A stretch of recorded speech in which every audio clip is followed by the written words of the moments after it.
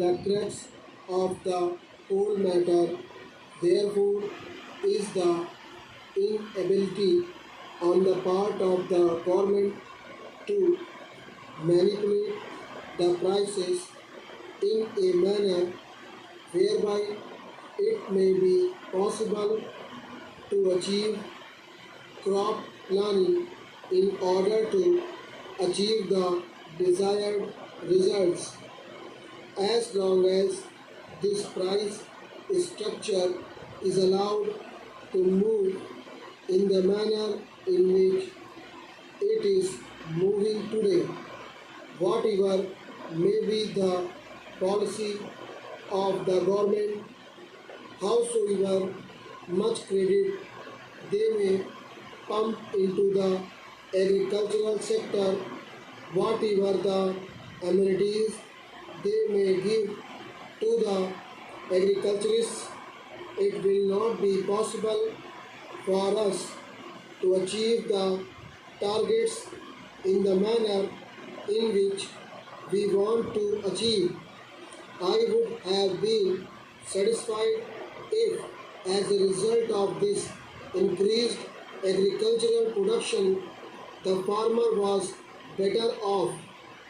But we find that whenever there is increased production in response to higher prices, the markets slump down so heavily that ultimately the farmer stands to lose instead of to gain.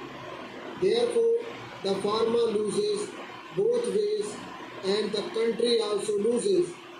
The farmer puts in more money, more resources in the production of crops for which he expects higher returns, and he loses all that money because the prices are not rising to his expectations, and instead the prices fall down rather precipitously, and the country is also losing because there is a very uneven development of agriculture.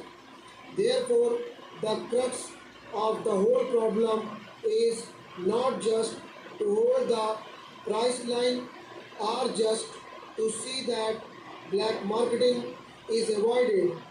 That is only one part of the job. A very important part of the price policy, and that has got to be kept in mind. I am not against it. In fact, I am all for it, and I blame the government for not being able to do it so far. But this is another aspect of the price policy to which the Planning Commission, it seems to me, has not applied its mind properly so far, namely the use of price policy as an instrument of crop planning, and as long as that particular tool is not utilized for this objective, it will not be possible for us to have a planned development of our economy. Then there is the question of incentives. We are now told every time that unless incentives are given, it will not be possible for us to develop our economy. We are hearing daily about our export promotion. Now, the problem of incentives also has to be viewed in terms of the objective of the development of a socialist economy in our country, and not just from the point of view of earning more and more foreign balances. I am not in any way belittling the problem of foreign balances, but ultimately the problem of foreign balances has significance and meaning only in terms of the objectives that the 10th plan has set before it. Therefore, when we are talking of incentives in order to earn more foreign balances, we have also to think of incentives in terms of achieving the objectives that we have got in mind. I was therefore disappointed to read the speech of the planning minister as he said as the planning minister at the Indian Labour Conference, in which he seems to have indicated a new approach to the problem of wages. His approach has passed through three stages. In the first stage, just after the general election, the planning minister came out with a statement that he was thoroughly dissatisfied with the way in which the wage structure had developed and that he meant to do something about it. He categorically stated that the real wages had not increased because of intransigence of the management, and he further stated that he wanted to do something about it.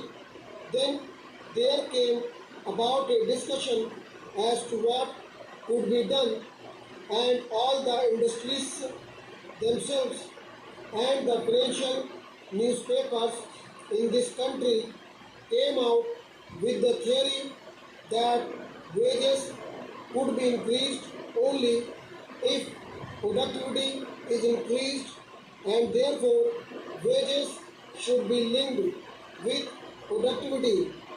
That was the second stage, with increased productivity and wages will be increased. That was the slogan, or that was the principle which was accepted even by the industries. But what do we find in the speech of the planning minister to the Indian Labour Conference? There he says that even if productivity increases, the first charge will be in respect of projects which are meant for further employment or creation of more employment opportunities. That means even if productivity increases, it is not that the workers will immediately benefit in terms of higher wages, so that it may be possible for them to improve their standard of living a little bit. Even if productivity rises, the fruits of productivity will go to schemes for creating further employment opportunities in the country. How long are the workers to wait, and what exactly will be the stage at which it can be stated that enough employment opportunities have been created and therefore the stage has come for increased wages? Stop.